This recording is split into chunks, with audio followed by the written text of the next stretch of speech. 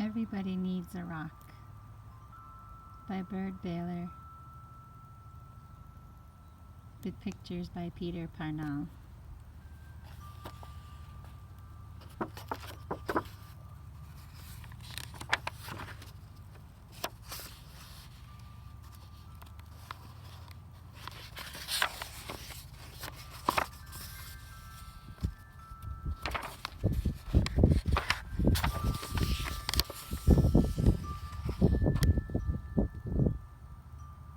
Everybody needs a rock. I'm sorry for kids who don't have a rock for a friend. I'm sorry for kids who only have tricycles and bicycles and horses, elephants, goldfish, 3-room playhouses, fire engines, wind-up dragons, and things like that, if they don't have a rock for a friend.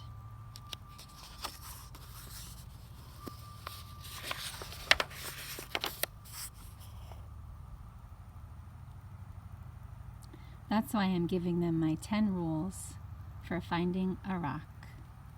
Not just any rock, I mean a special rock that you find yourself and keep as long as you can, maybe forever.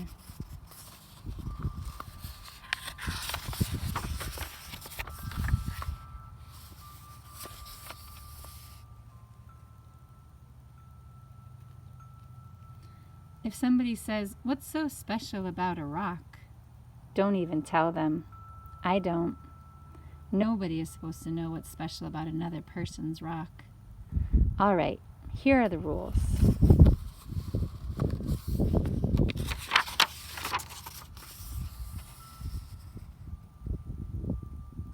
Rule number 1. If you can, go to a mountain made out of nothing but 100 million small, shiny, beautiful, roundish rocks. But if you can't, any place will do, even an alley, even a sandy road.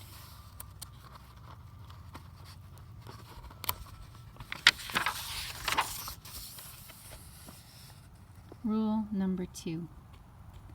When you are looking at rocks, don't let mothers or fathers or sisters or brothers or even best friends talk to you. You should choose a rock when everything is quiet. Don't let dogs bark at you or bees buzz at you. But if they do, don't worry. The worst thing you can do is go rock hunting when you are worried. Rule number 3. Bend over, move even more. You may have to sit on the ground with your head almost touching the earth. You have to look at a rock right in the eye. Otherwise, don't blame me if you can't find a good one.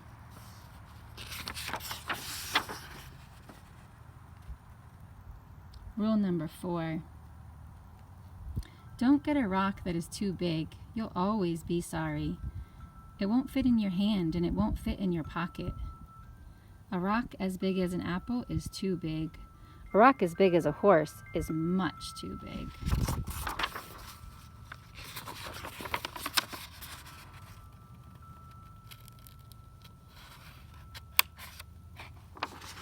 Rule number 5. Don't choose a rock that is too small. It will only be easy to lose, or a mouse might eat it thinking that it is a seed. Believe me, that happened to a boy in the state of Arizona.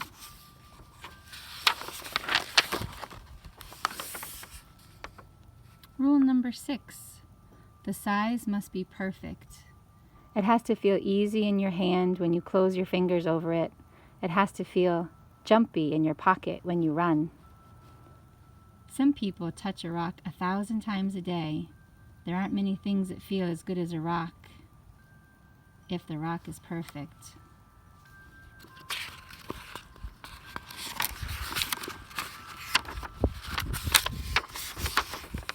Rule number 7.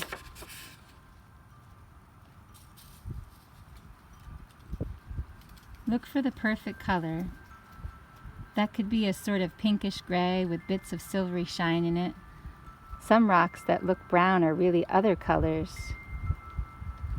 But you only see them when you squint and when the sun is right. Another way to see colors is to dip your rock in a clear mountain stream if one is passing by.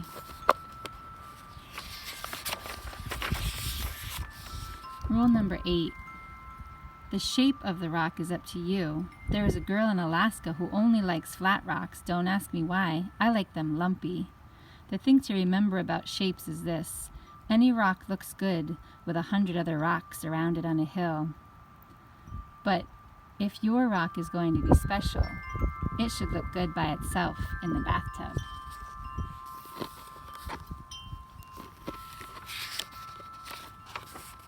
Rule number 9. Always sniff a rock.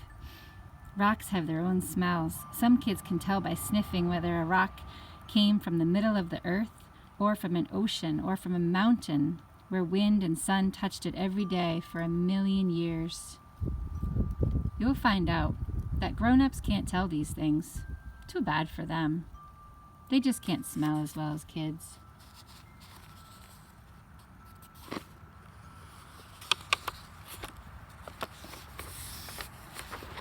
Rule number 10. Don't ask anybody to help you choose. I've seen a lizard pick a rock out of a desert full of rocks and go sit there alone. I've seen a snail pass up 20 rocks and spend all day getting to the one it wanted. You'll have to make up your own mind. You'll know.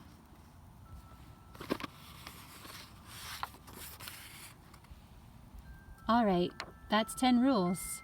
If you think of any more, write them down yourself. I'm going out to play a game that takes just me and one rock to play. I happen to have a rock right here in my hand.